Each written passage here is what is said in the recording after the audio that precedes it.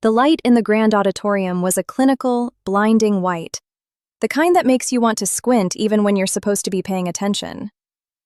I sat there in the third row, feeling the scratchy lace of a navy blue dress I'd only bought because it was on sale, trying to remember how to breathe. Beside me, my ex-husband Mark adjusted his tie with a self-satisfied smirk, as if the air in this room belonged to him.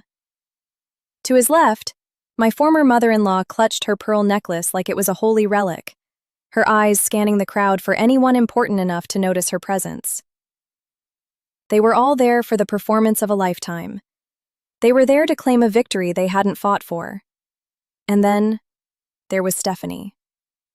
10 years ago, she was a ghost in my hallway, a child whose eyes looked like broken glass, sharp, jagged, and reflecting a world that had shattered her. Tonight, she stood at a mahogany podium, the gold of a national award catching the overhead lights. She didn't look at the cameras. She didn't look at the prestigious judges. She looked directly at me. The silence in the room was heavy, a physical weight pressing down on the hundreds of people waiting for her to speak. My heart hammered against my ribs, a frantic bird in a cage. I remembered the first night she came to me, the way she smelled of cold air and old cigarettes, the way her suitcase was held together by a single fraying bungee cord. And then, she spoke. Her voice didn't tremble. It was steady, like a heartbeat.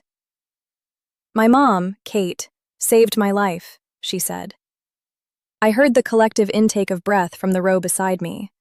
I saw Mark's face drain of color, turning the shade of damp parchment.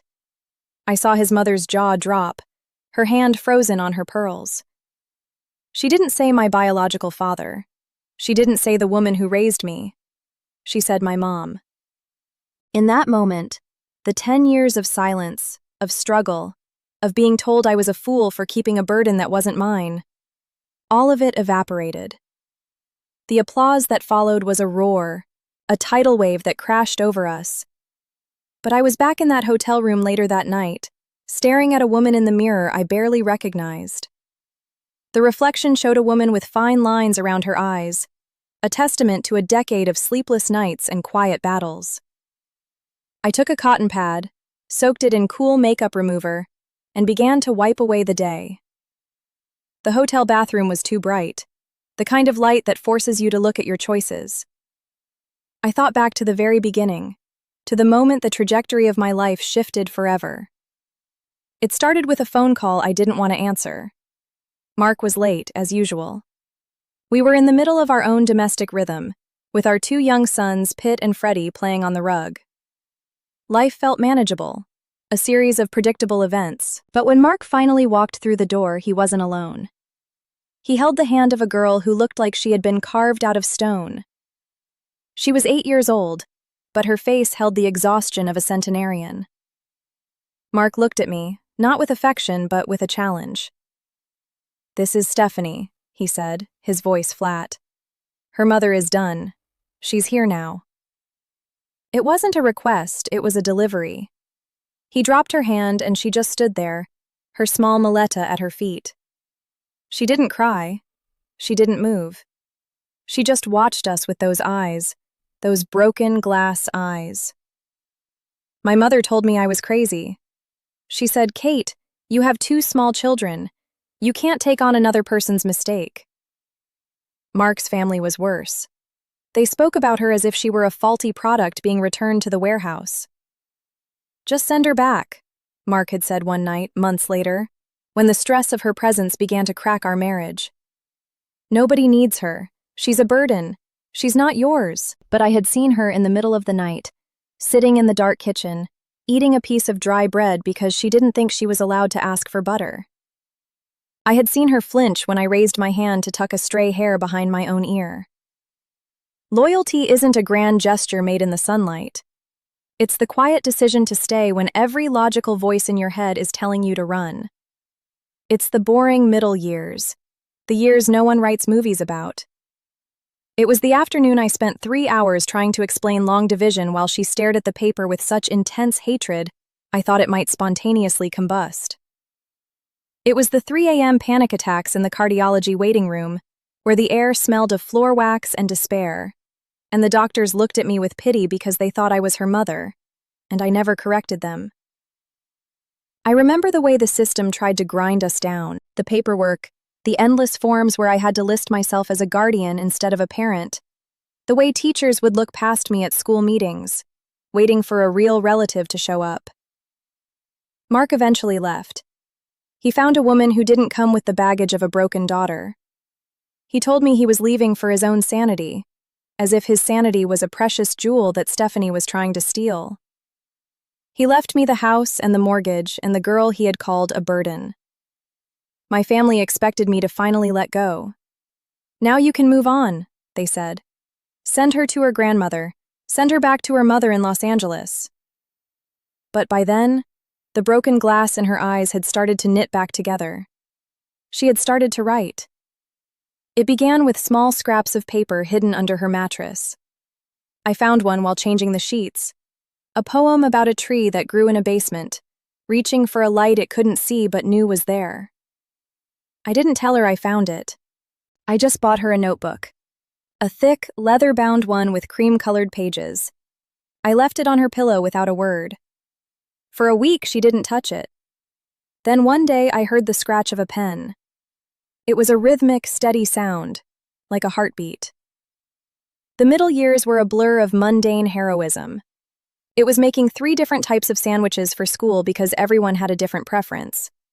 It was driving to writing workshops in the rain, sitting in the car for 2 hours with a lukewarm coffee, waiting for her to come out with that specific glow on her face that only comes from being understood. It was defending her against a world that saw her as a statistic. I remember the high school guidance counselor telling me that Stephanie should set realistic goals. "Maybe community college," she had said, her voice dripping with the kind of kindness that is actually an insult. "She has a difficult background. She's behind." I looked that woman in the eye and felt a cold, hard resolve settle in my chest. "You haven't read her stories," I said. "She isn't behind. She's just been navigating a different map than the rest of us. We built a life out of the scraps people threw away. We became a family not by blood, but by a series of intentional choices. Every time I chose to stay, a little bit of the trauma she carried seemed to transfer to me, lightening her load." My shoulders grew heavy, my hair began to gray, but her voice grew louder. She started to win things, small local contests at first, then regional ones. Each time Mark would call. He'd hear about her success through the grapevine and suddenly, he was the proud father. He'd send a text. "That's my girl." I never showed her those texts. I didn't want to pollute her success with his sudden, convenient memory. When she got the news about the national award, she didn't call him. She didn't call her biological mother. She walked into the kitchen where I was scrubbing a burnt pot, and she just leaned against the counter. "I won," she said. And then she cried.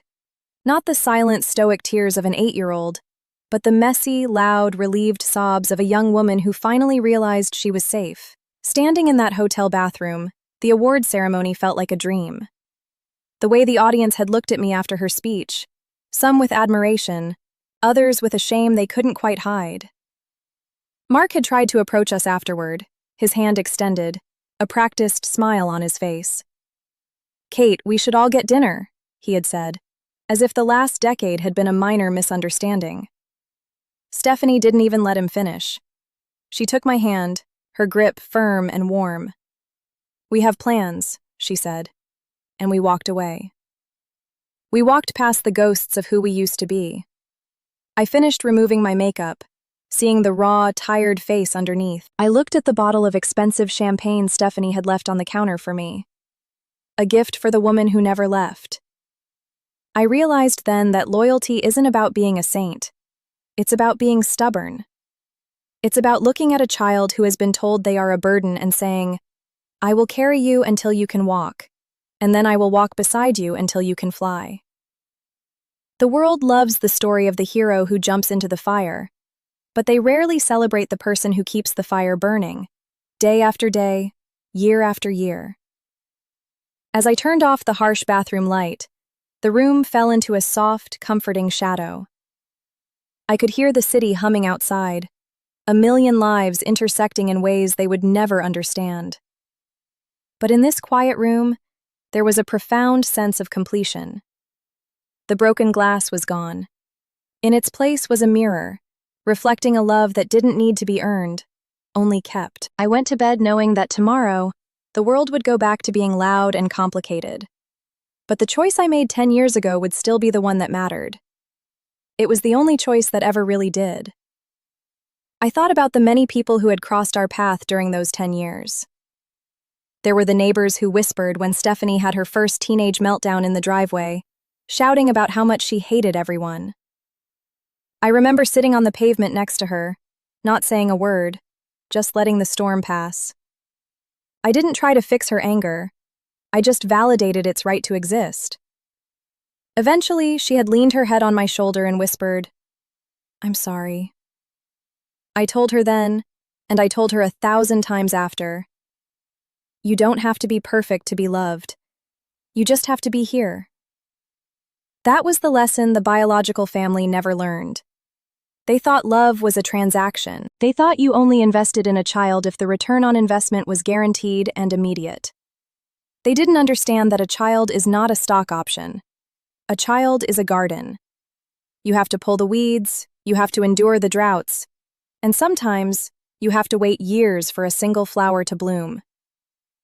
Mark had always been a man of quick results. He liked the beginning of things, the excitement of a new marriage, the novelty of a newborn. But when the novelty wore off and the hard work began, he checked out. He didn't realize that the middle is where the soul is forged. He didn't see the beauty in the struggle. But I did. I saw the beauty in the way Stephanie learned to trust the food in the pantry. I saw the beauty in the way she eventually started calling Pitt and Freddie her brothers. Not because she had to, but because they were the only ones who never questioned her right to be there. I remember one Christmas, perhaps 3 years into her living with us, when money was incredibly tight. Mark had been late with support payments again, and I was working extra shifts at the library. I had managed to get small gifts for the boys, but I was worried about Stephanie.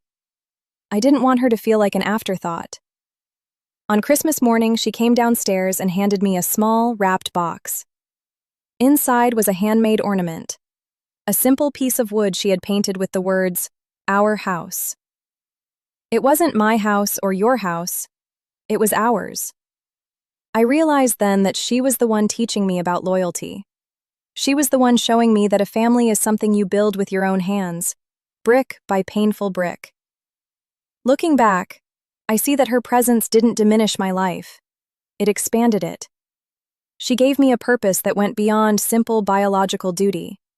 She challenged me to be better, to be more patient, to be more resilient than I ever thought possible. And tonight, as she stood on that stage, she wasn't just a success story. She was a testament to the power of a single person saying yes when the rest of the world said no.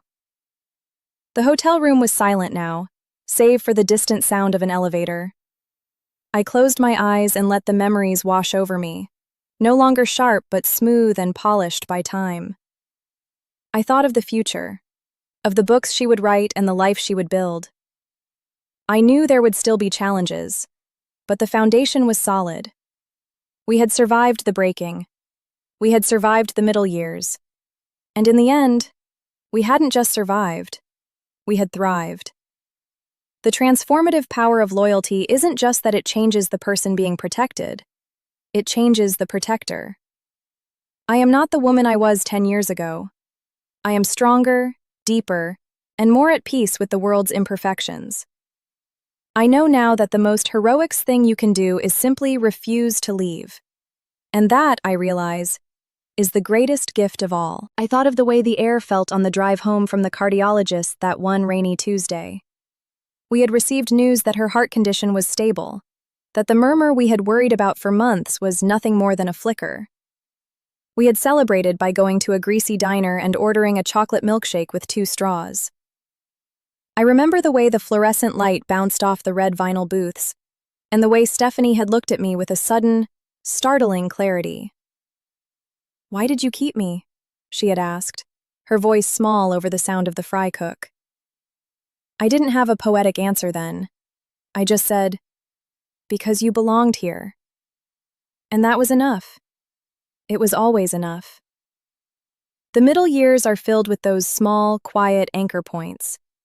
They are the moments that hold you steady when the winds of doubt blow. My mother eventually came around in her own way.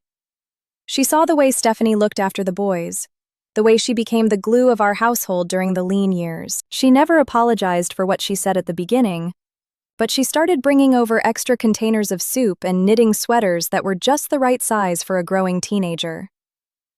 It was a silent admission of guilt, a quiet recognition that I had been right all along.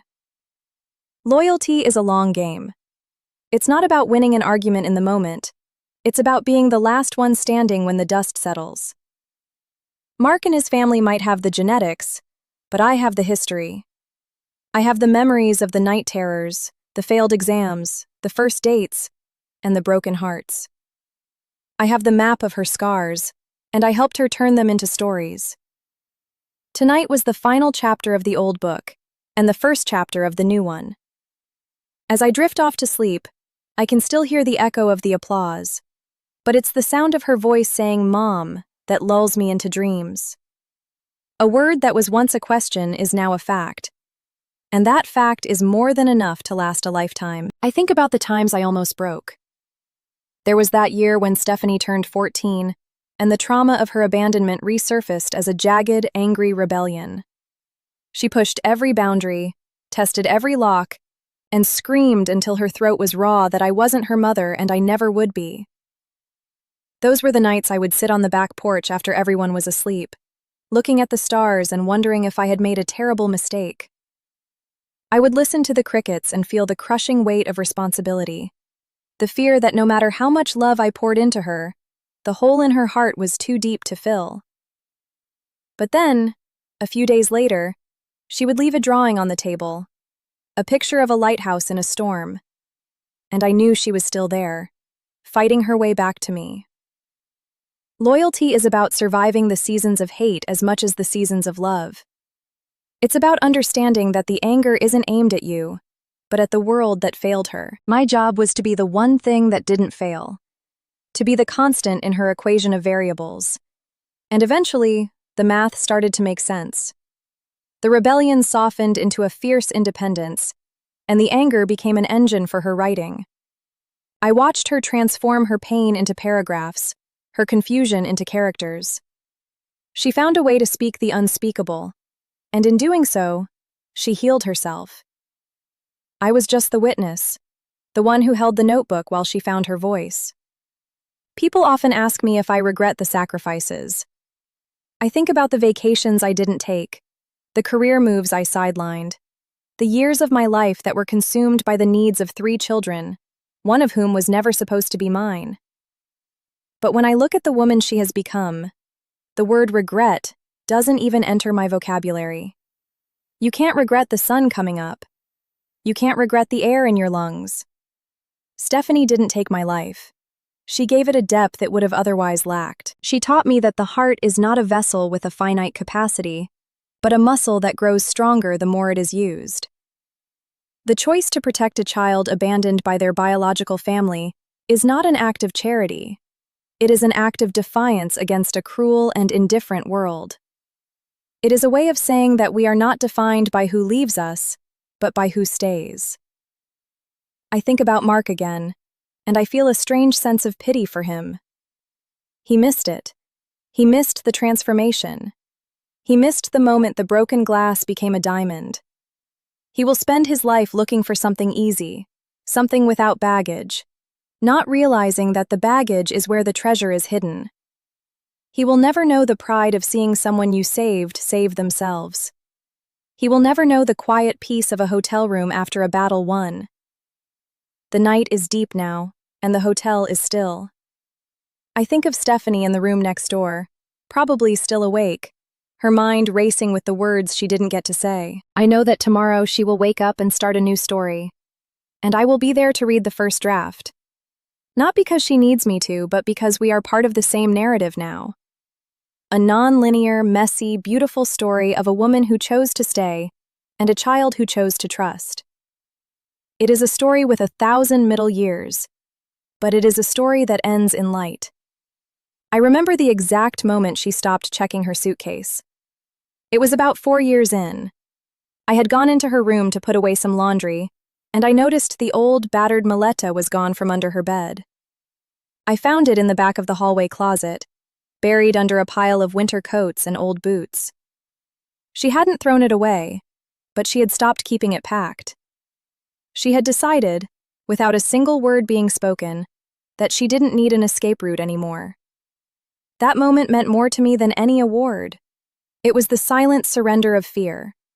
It was the day our house truly became a home. Loyalty is the slow erosion of fear. It's the patient work of proving, over and over again, that you are not going anywhere.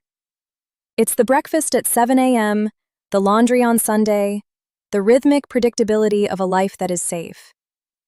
We think of loyalty as a shield, but it's actually a bridge. It's what allows a person to cross from the land of survival to the land of living. And as I close my eyes for the final time tonight, I am grateful that I was the one who got to build that bridge with her. I am grateful that when the world said she was a burden, I saw a person. And I am grateful that 10 years later she sees me too. In the morning, we will have breakfast together, and we will talk about the mundane things, the flight home, the weather, the plans for the garden. We will be domestic and normal, and no one in the diner will know that we are survivors of a war that was fought in the quiet corners of a suburban house. They won't see the scars, only the strength, and that is exactly how it should be. Because the greatest victory of loyalty isn't the recognition it receives, but the life it allows to flourish in its shade. The transformative power of staying is the only magic I believe in anymore. It is the only thing that can truly mend broken glass. I remember one summer evening, shortly before Stephanie left for college. We were sitting on the porch, the air thick with the smell of jasmine, and the sound of the boys arguing over a video game inside. Stephanie was staring at her hands, her expression unreadable. "Do you think they'll ever understand?" she asked suddenly. "Who?" I replied. "The ones who left.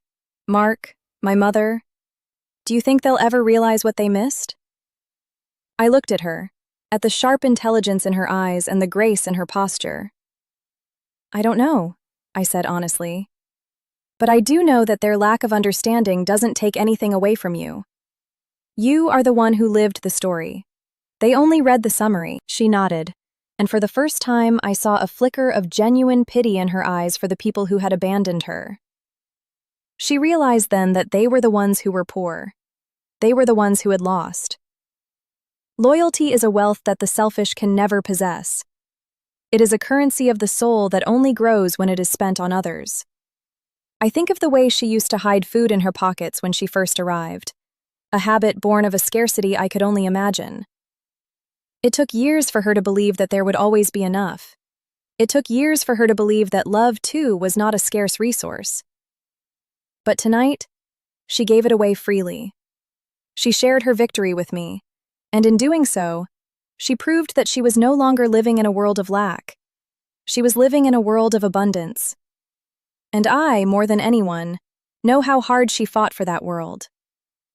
The middle years weren't just about parenting. They were about reparenting a soul. They were about showing a child that her value was not tied to her utility. She didn't have to be good, she didn't have to be smart, and she didn't have to be easy. She just had to be. That is the core of unconditional loyalty. It is a love that doesn't have a because. I don't love her because she won an award. I don't love her because she is a brilliant writer. I love her because she is Stephanie, and she is mine. And tonight, as I rest my head on the pillow, I know that she knows that. The choice to protect her was the hardest thing I've ever done, and the easiest. It was a paradox of the heart. It was a burden that became a wing. And as I drift into sleep, I feel the lightness of a life well lived, a promise kept, and a child who finally knows she is home.